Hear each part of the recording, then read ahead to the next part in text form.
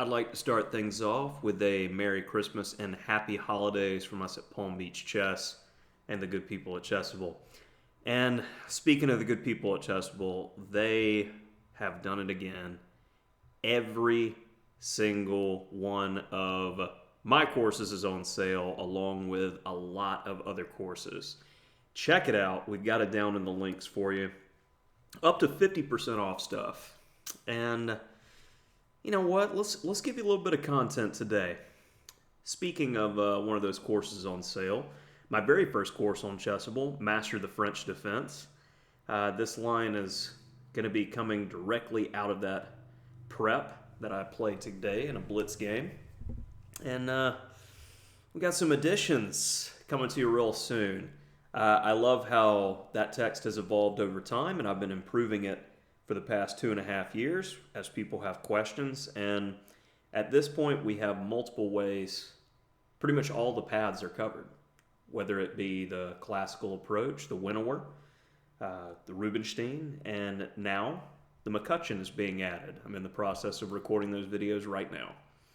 So I love the fact that that course has now become a survey in the French defense, hitting all major variations. So regardless of your style, you have the ability to choose.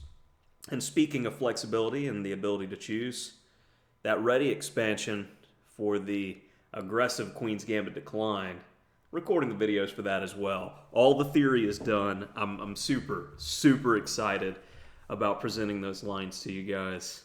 There is definitely some dirty involved. I think you're going to enjoy it. Let's get to this game. So, oftentimes, when I play the French on Lee Chess, and I play a lot of casual games, I will, in this case, I'm playing against a 2200 Lee Chess. I've noticed if there is over 200 point rating difference, I'm typically going to face the exchange. And, you know, a lot of players get away from playing the French defense because they're like, well, I hate the exchange variation. Well, honestly, what more can you ask for? I have a quality on move 2 with room to press, essentially. And you need to know the key ideas with breaking symmetry. And you've heard me do this. I've got a lot of videos on the channel against playing against the exchange because I face it so often. I think that right after you get finished with the advanced variation, which really teaches how to play against the locked pawn structure and the overall ideas of the French pawn structure, the next lines you need to learn are the exchange because they come up so frequently. Unlike things like the symmetrical king pawn and Sicilian, where all the sidelines come up so frequently and are so important, the French defense has fewer variations and you can chunk it. And I really think it's a modern and great opening that is doesn't have the popularity of the aforementioned king pawn and Sicilian, but it's got just as much viability. And my opponent plays arguably the number one move, bishop d3. Bishop's on the best square, depriving my French b, the bad b, in the position, from getting to an optimal square on f5. And from the get-go, right here, we need to create imbalances. With a symmetrical pawn structure, in order to win, you need favorable imbalances.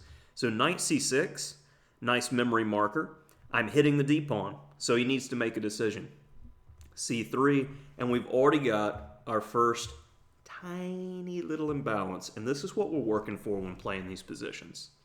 So now, it's a question of optimal placement of pieces. And I see people in equal positions just be like, oh, okay, just development. No, these positions are just as critical as razor-sharp positions in order to try to get an advantage and outplay your opponent. So, optimization of pieces. Where does this knight belong? Where does this bishop belong? Because these are the tangibles we can control. Right now, this bishop doesn't have a good square, so I want to wait to get a better square for our French b. So in this case, say knight f6, bishop e7 would be quite passive. And as soon as I play knight f6, I'm providing bishop g5 to my opponent. So I play bishop d6. And I'm keeping options flexible here. The bishop on d6 is aggressive, pointing towards potentially where the king is going to be castled later, and it leaves options open for my queen to go to h4, f6, depending upon the variation.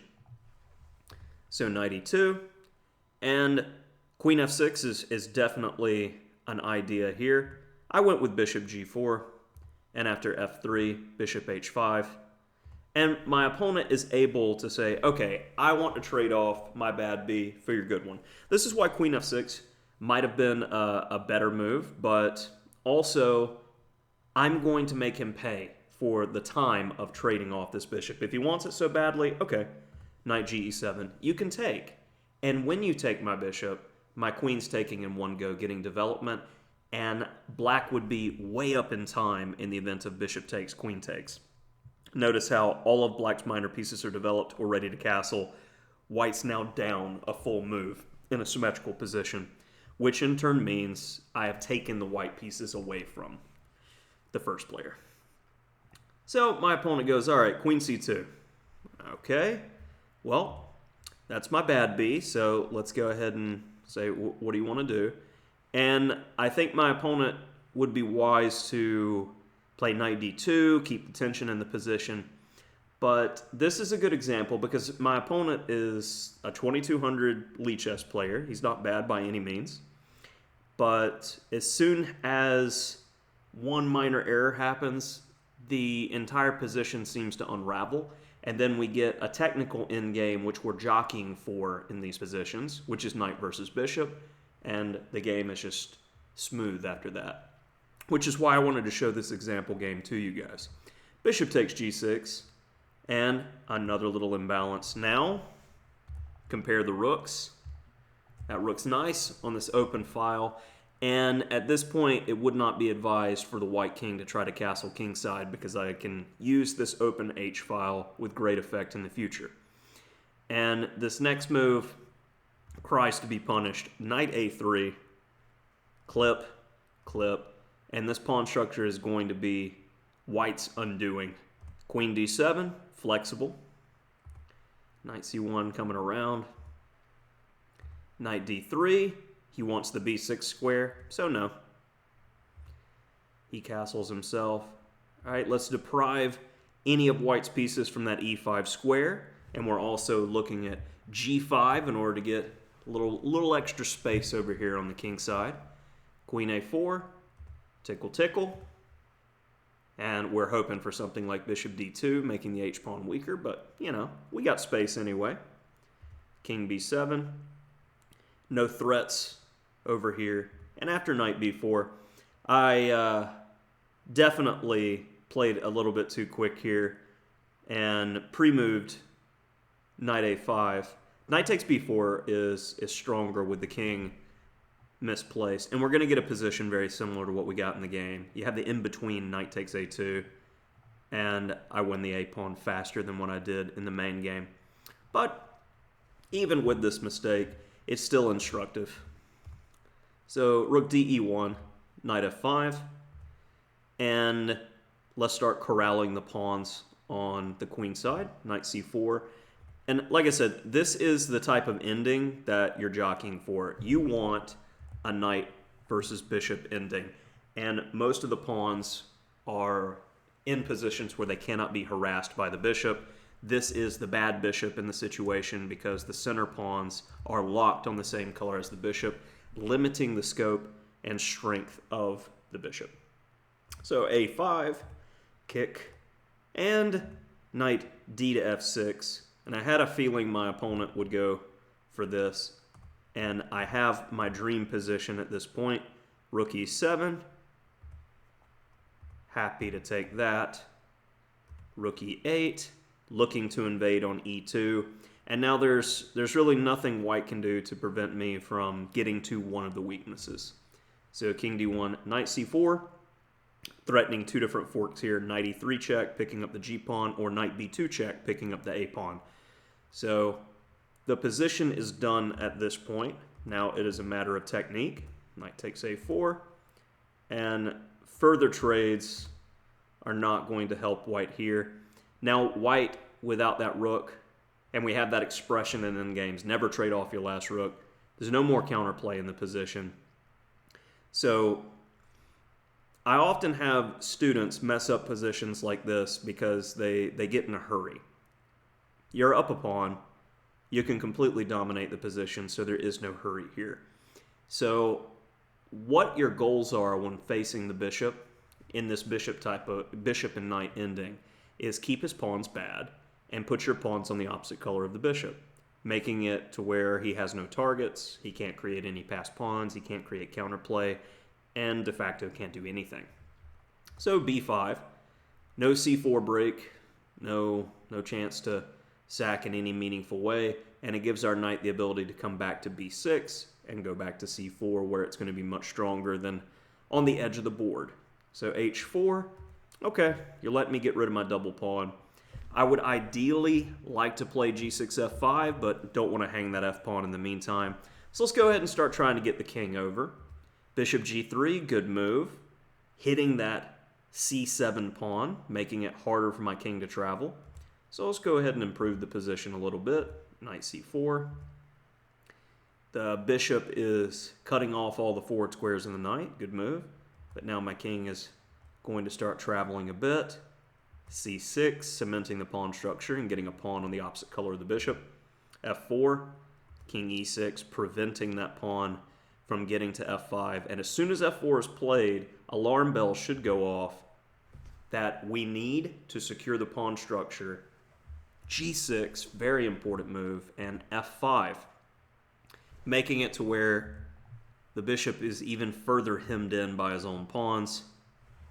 King f3, we're in no hurry again to make exchanges. So, knight d6, knight e4. The knight is now optimized in the center.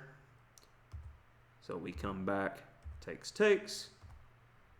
c5, the breakthrough happens.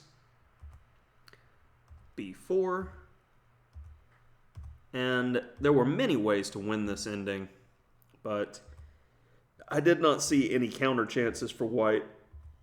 So this was the path that I took. Check. Knight d3. You don't want the b. We now want the b.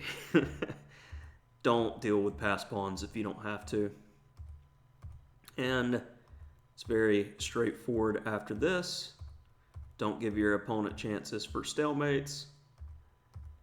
And there were faster mates, but when you only have 5 seconds or so on the clock, you want to try to block the eye of some of your pieces, like I'm doing here, to assure that there are no potential stalemates.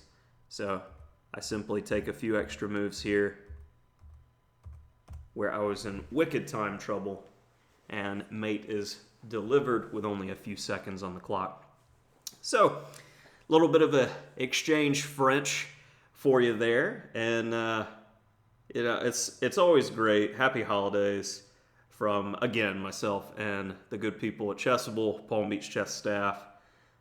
It's been a tough year for a lot of us with COVID, but channel seems to still be growing, and we've had a lot of support this year, and you got to look on the bright side.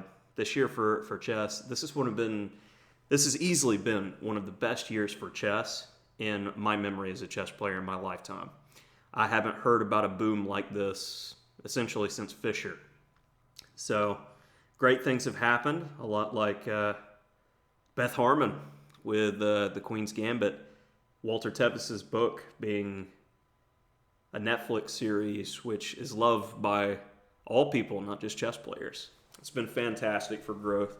So winding down this year, gotta say it's been great for chess. A bittersweet year, but I'm looking forward to what 2021 holds, and wishing you the best this holiday season.